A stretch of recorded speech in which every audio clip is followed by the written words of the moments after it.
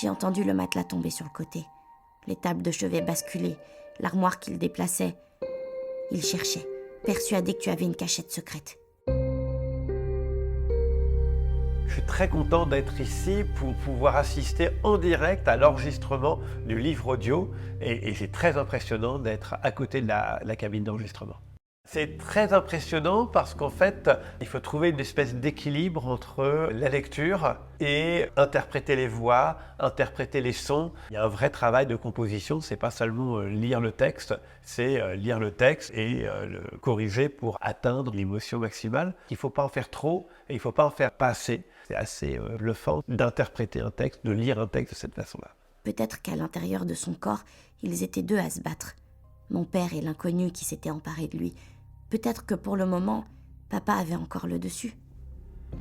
Un billet, merde, juste un billet.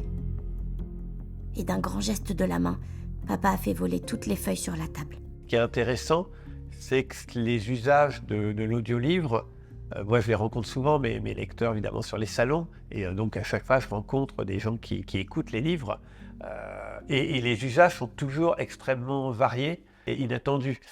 Évidemment, il y a les gens qui écoutent ça dans les transports en commun, mais après il y a tous les usages, notamment domestiques, de gens qui font ça en repassant, de jeunes qui font ça avec le casque tout en étant dans leur chambre. Et ce qui revient souvent, c'est que les gens me disent que finalement, dans une journée ou dans une semaine, il y a beaucoup de temps perdu. Et grâce au livre audio, ils peuvent continuer de lire le livre quelque part. Ils peuvent, à chaque petit moment perdu, parce qu'il suffit presque d'avoir le casque en tête pour finalement continuer de vivre. Donc en tout cas, c'est amusant de discuter avec les gens de la façon dont ils écoutent les livres.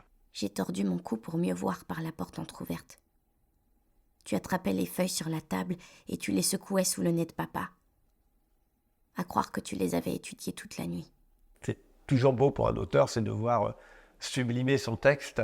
Quand on écrit, moi, je suis pas comme Flaubert qui le déclamait, mais on le lit dans sa tête, on passe son temps à répéter les phrases, à les murmurer ou à les répéter pour avoir cette musicalité, etc. Mais c'est vrai que quand on le voit interpréter, quand on voit des comédiens ou metteurs en scène lire l'intention et dire, ben voilà, là il faut qu'elle soit comme ça, et bien évidemment c'est le texte qui est sublimé, c'est le moindre virgule qui est sublimé. Donc l'émotion qu'on essaye de mettre à travers les mots, elle est sublimée par le texte.